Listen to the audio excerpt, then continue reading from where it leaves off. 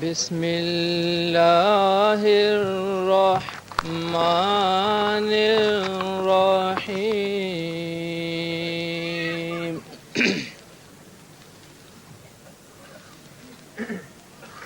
قال انی عبد اللہ آتانی الکتاب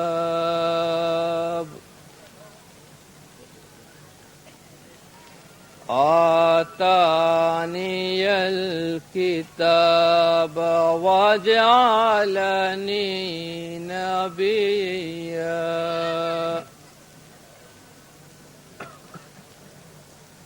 وجعلنی مبارکا اینما کنت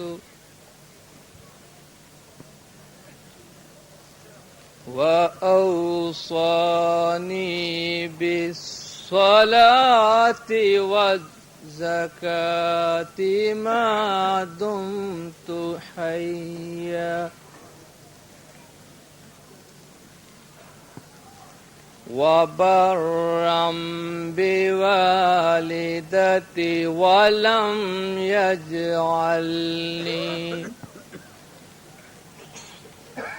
لم يجعلني جبارا شقيا والسلام علي يوم ولدت ويوم أموت يوم أموت ويوم أبعث حيا صدق الله العلي العظيم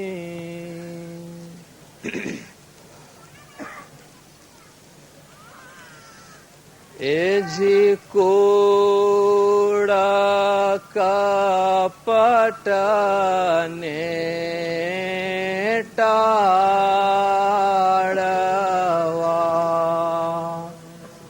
پاکھنڈ جے جوگا مائے کوڑا کا پٹانے ٹاڑوا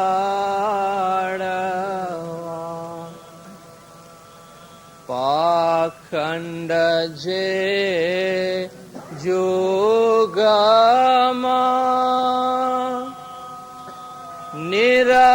نرمالا کرا وانے پروتامی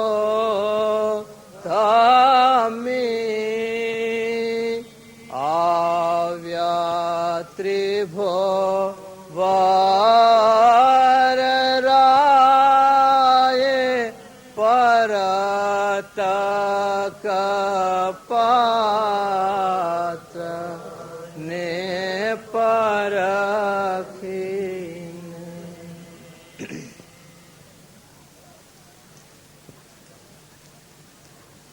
امام زمان سرکار عالی وقار نور خداوند برحق نور مولانا شاہ کریم الحسینی حاضر امام کے مبارک نام پہ صلوات پڑھتے ہیں اللہم صلی علی محمد وآل محمد۔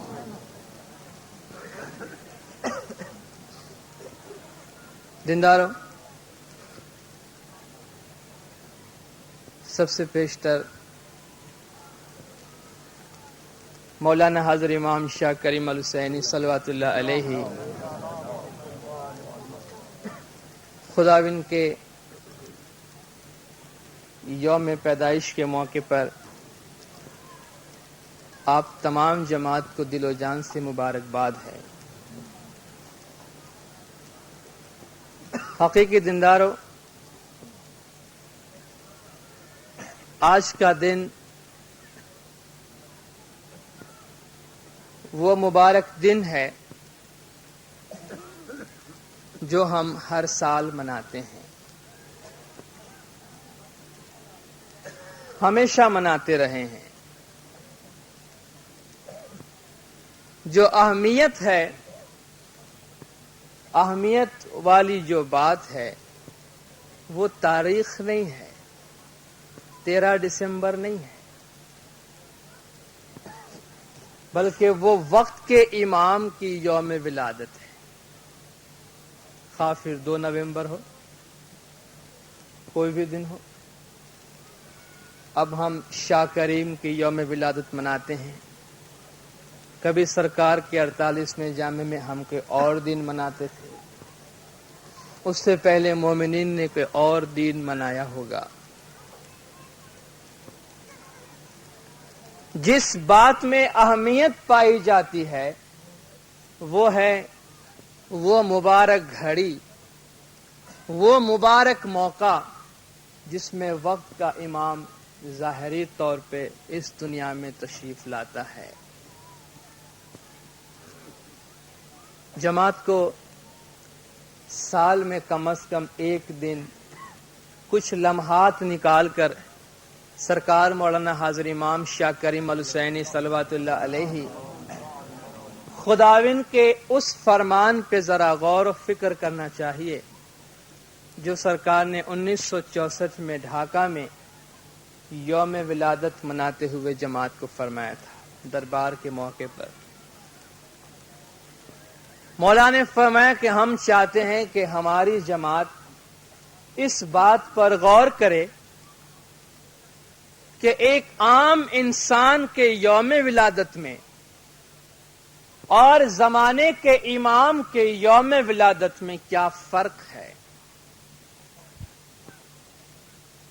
یقیناً کوئی فرق ہے، اس لیے سرکار مولانا حاضر امام صلوات اللہ علیہ ہمیں فرماتے ہیں کہ تم اس بات پر غور کرو۔ اس وقت ہمیں اس فرق کے درمیان نہیں جانا ہے، یہ ہر شخص کا کام ہے کہ وہ اس پہ غور کرے۔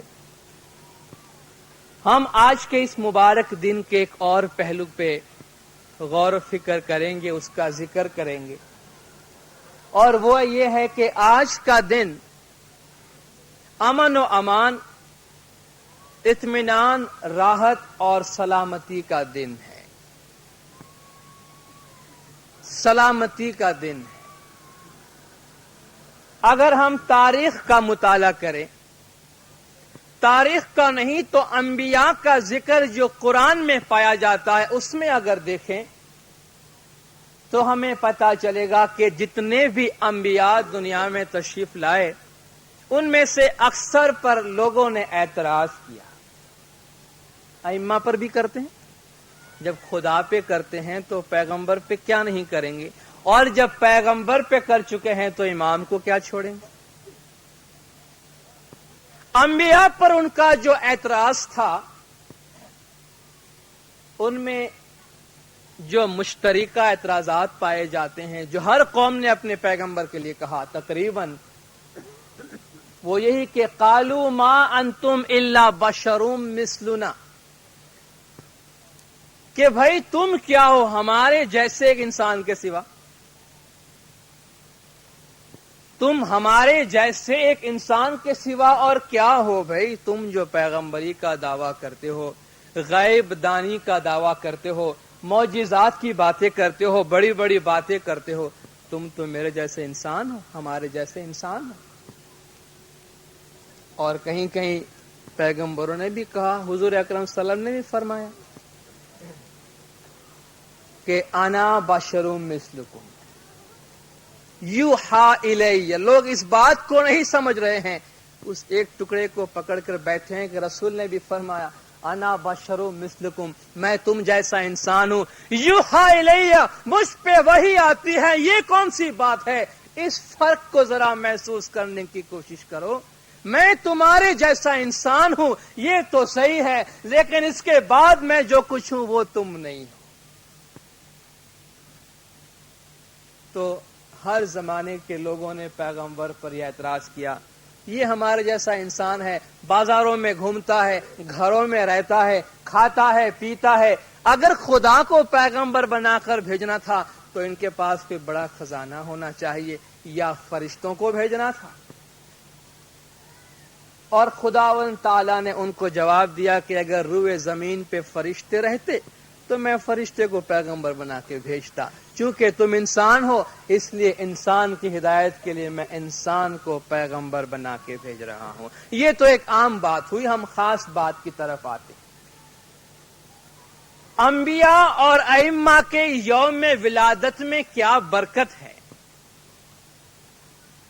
ان کی کیا شان ہے، اس دن کی کیا اہمیت ہے، اس کی مثال، اس کی تعلیم اور اس کی حقیقت خداوند تعالیٰ نے ایک ایسے پیغمبر کے واقعات میں بیان کی کہ جن کی پیدائش پر ہی لوگوں کو اعتراض تھا. ان کے انسان ہونے پر نہیں، ان کی پیدائش پر اعتراض تھا. اور وہ ہے حضرت عیسیٰ علیہ الصلوۃ والسلام. حضرت عیسیٰ مسیح ابن مریم. ہم بہت لمبی چوڑی تاریخ میں نہیں جائیں گے، مختصر سے وقت میں. بی بی مریم جب حاملہ ہوئیں اور اس کے بعد جب انہوں نے حضرت عیسیٰ کو جنم دیا، تاریخ میں یہ بات مشہور ہے کہ حضرت عیسیٰ علیہ السلام بغیر باپ کے پیدا ہوئے تھے.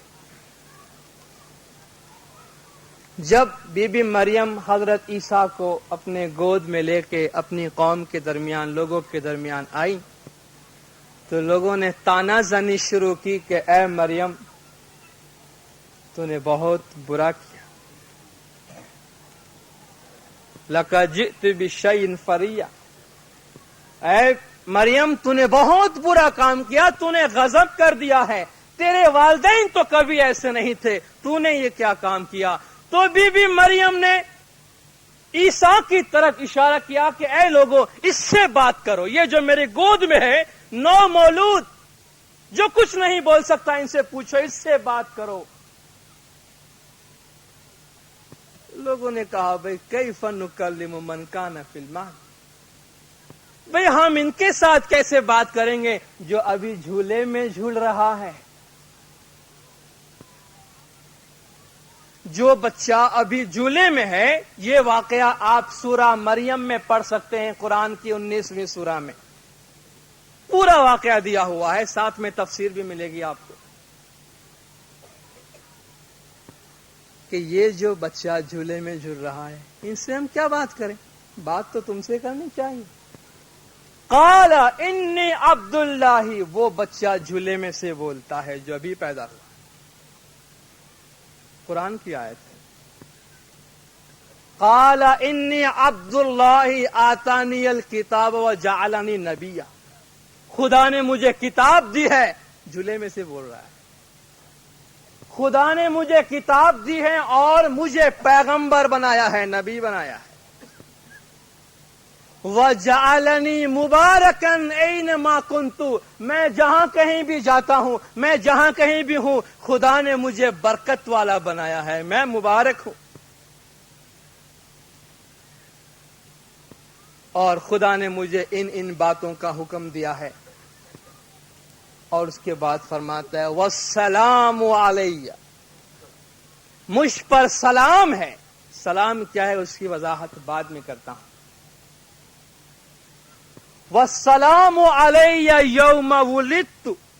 جس دن میں پیدا ہوا اس دن مجھ پہ سلام.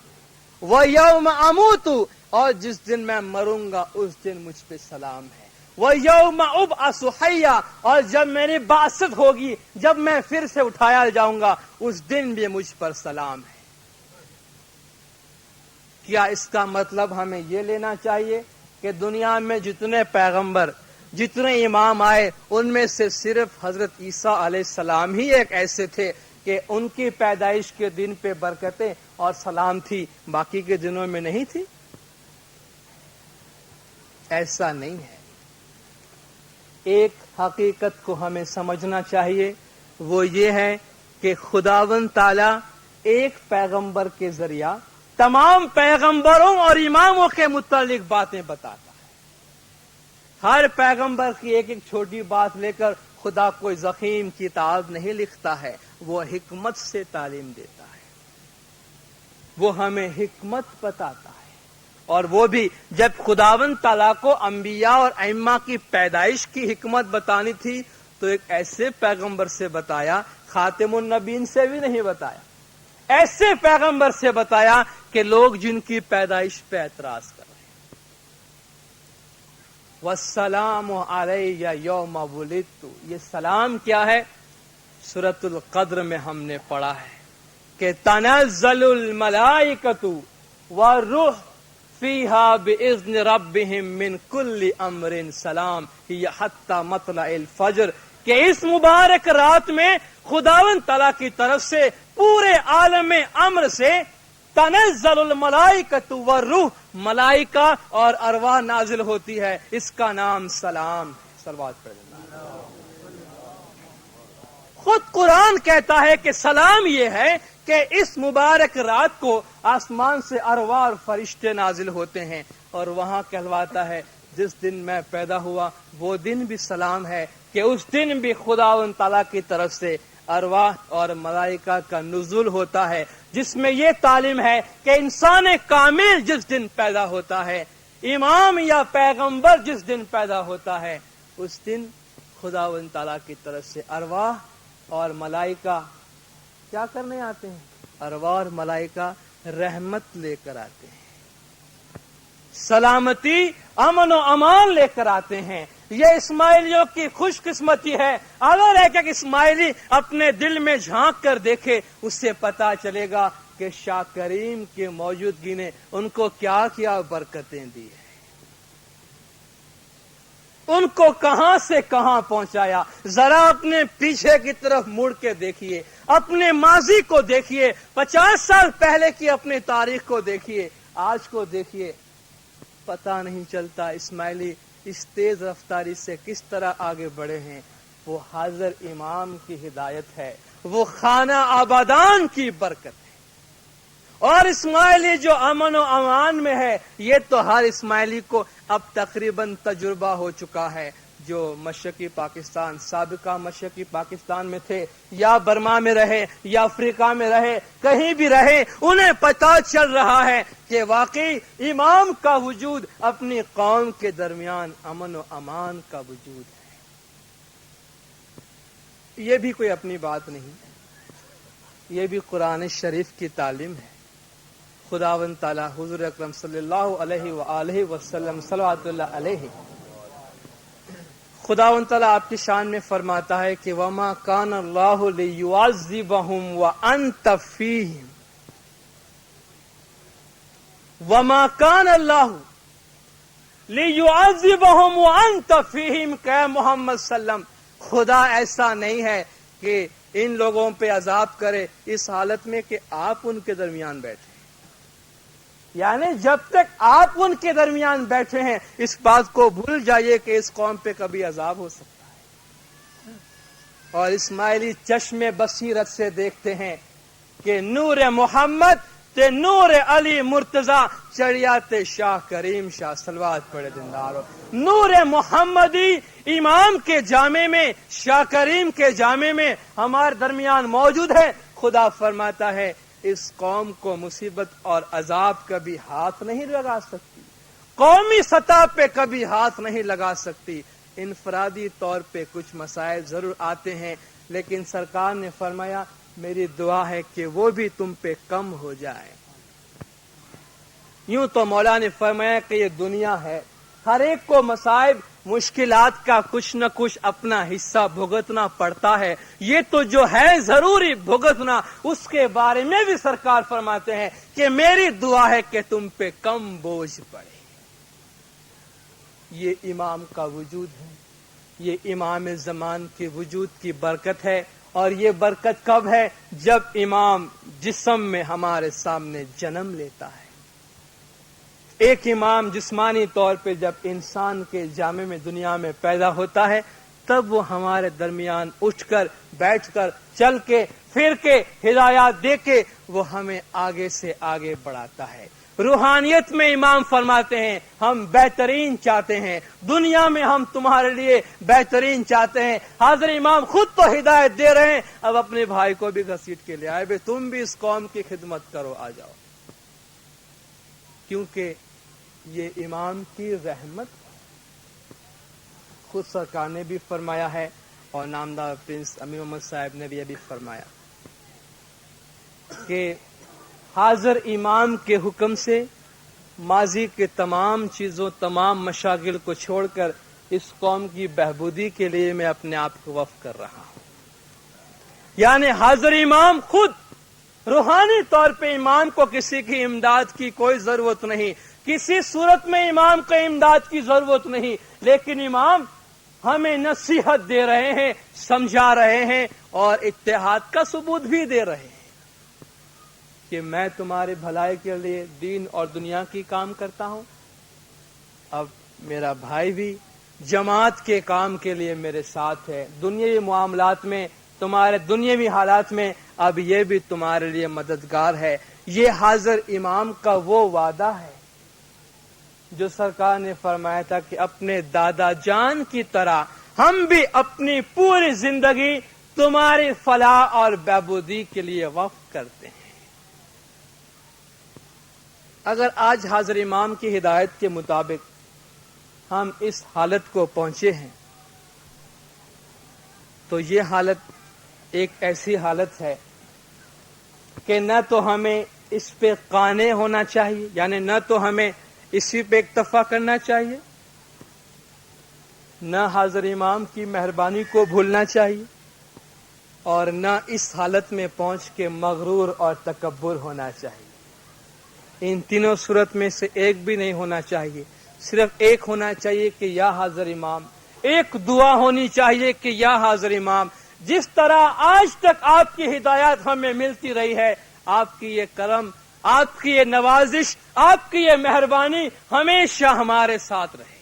یا حاضر امام، ہم میں تکبری کبھی نہ آئے، ہم چاہے کائنات کے کسی بھی مقام پہ پہنچ جائے، ہمارا یہ سر آپ کے قدموں میں ہمیشہ جھکا ہوا رہے، کیونکہ جو شخص یہ سمجھ لیتا ہے کہ اب میں کہیں پہنچ گیا ہوں تو وہ ایسی جگہ پہنچتا ہے کہ جہاں سے کہیں پہنچنے کا سوال ہی پیدا نہیں ہوتا۔ حاضر امام کا شکرانہ ادا کرے کہ یا مولا، آپ کی ہدایات ہمیشہ ہمارے ساتھ رہی، اور اہدنا الصراط مستقیم کہ یا مولا صراط المستقیم پر آپ کی ہدایت آپ کی موجودگی کے ساتھ ہمیشہ حاضر ناظر اور برقرار رہے۔ ہم کہتے ہیں ہمارے درمیان حاضر امام ہے، ہمارے درمیان حاضر امام ہے۔ کیا مطلب ہے اس حاضر امام کا؟ حاضر امام امن ہے، حاضر امام کشتی نوح ہے، جو حضور اکرم صلی اللہ علیہ نے فرمایا کہ مثل اہل بیت فیکم کا سفینتی نوح من رکب فیہا نجا ومن تخلف عنہا غرق، کہ میری اہل بیت تمہارے درمیان ایسی ہے جیسے نوح کی کشتی، جس نے نوح کے فرمان برداروں کو طوفان سے نجات دی۔ تم میں سے جو اس میں سوار ہوگا امن و امان میں رہے گا، جو اس سے منہ پھیرے گا غرق ہو جائے گا۔ یہ نوح کا طوفان تو ایک طوفان تھا، آج ہزاروں طوفان ہمارے سامنے ہیں، لاکھوں طوفان ہمارے سامنے ہیں، اور اس طوفان میں یہ سفینہ نوح کی کشتی حاضر امام کا دامن ہے، یعنی اس کی فرمان برداری ہے۔ جب ہم کہتے ہیں حاضر امام یہ امن کی کشتی ہے، اس کی فرمان برداری میں، اس کے امر میں، اس کے گھر میں ہمارے لیے شانتی ہے، ہمارے لیے سکون ہے، ہمارے لیے اطمینان ہے۔ ذرا کبھی تو ہم بیٹھ کر حاضر امام کے اس لفظ پہ غور کریں کہ آخر ان کو حاضر ہونے کی کیا ضرورت ہے۔ حاضر ہونے کی اس لیے ضرورت ہے کہ مذہب کے اور دین کے جتنے کام ہیں وہ سب حاضر امام کے لیے۔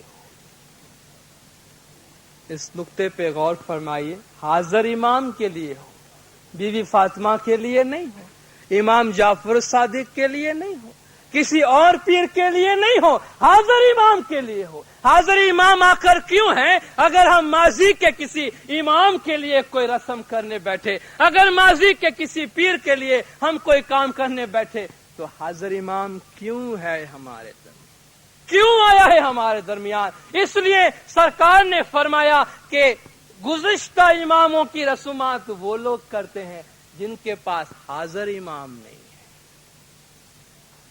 حاضر امام سے ہمارا وعدہ، حاضر امام سے ہمارا عہد و پیما یہی ہے کہ یا مولا، سکھ میں اور دکھ میں تو ہی ہمارا ایک مالک ہے، اور تیرا یہ گھر امن کا گھر ہے، اور اس گھر میں جماعت خانہ میں ہر قسم کے کام کرنے کا حکم دیا گیا ہے، کیونکہ یہ پاک گھر ہے، یہ مقدس گھر ہے، یہ مبارک گھر ہے، یہ شاہ کریم کا گھر ہے۔ اس گھر میں حکم ہے، ہمارا اور آپ کا گھر مقدس گھر نہیں ہے، ہمارا اور آپ کا گھر جماعت خانے کا مقابلہ نہیں کر سکتا۔ جماعت خانہ ہے۔ ہر کام، ہر دینی کام، ہر دینی رسم حاضر امام کے لیے ہونی چاہیے اور جماعت خانے میں ہونی چاہیے۔ سرکار نے 1964 میں ڈھاکہ میں اپنے یوم ولادت کا جو کچھ فرمایا تھا مولا نے، اس میں برتھ ڈے کے موقع پر مولا نے جماعت سے تحفہ طلب فرمایا۔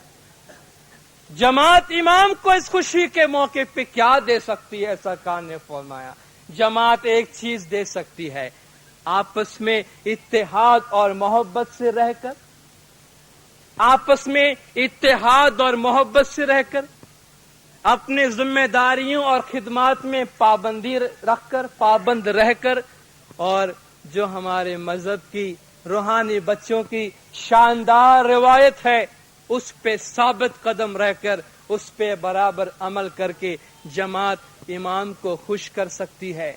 سرکار جب بمبئی تشریف لے گئے تھے، وہاں دو گروپ کے درمیان بہت بڑا 17 سال کا پرانا جھگڑا تھا۔ سرکار کے حضور میں بیٹھ کر انہوں نے وہ جھگڑا ختم کیا، آپس میں ہاتھ ملایا، امام سے معافی طلب کی۔ اس وقت سرکار نے کیا فرمایا؟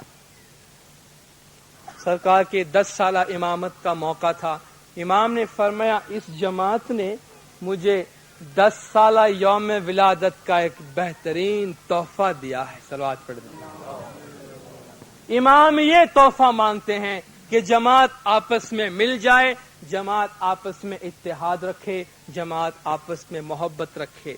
یہ سال میں 1-2 دن ایسے آتے ہیں جس کو صرف کھیل کود میں اور دیگر خوشیاں منانے میں اور ناچنے کودنے میں اور رسومات ادا کرنے میں نہیں گزار دینی چاہیے، بلکہ یہ مواقع ہیں، یہ ایسے موقع ہیں کہ اگر کہیں دو دلوں کے بیچ میں کوئی دوری ہے اس کو ختم کر کے ہم قربت پیدا کریں، کیونکہ یہ سلامتی کا موقع ہے، یہ بخش دینے اور بخشش لینے کا موقع ہے۔ آج کے اس مبارک دن کے موقع پر مولا گج جماعت پہ ہمیشہ اپنی رحمت کا سایہ رکھے۔ مولانا حاضر امام گج جماعت کے تمام گناہ معاف کرے، سب کی نیک امیدیں پوری کرے، آخری دم تک ایمان سلامت رکھے، دین و دنیا میں سکھی و آباد رکھے، دیدار نصیب کرے۔ صلوات پر دیندار، اللہم صلی علی محمد و علیہ۔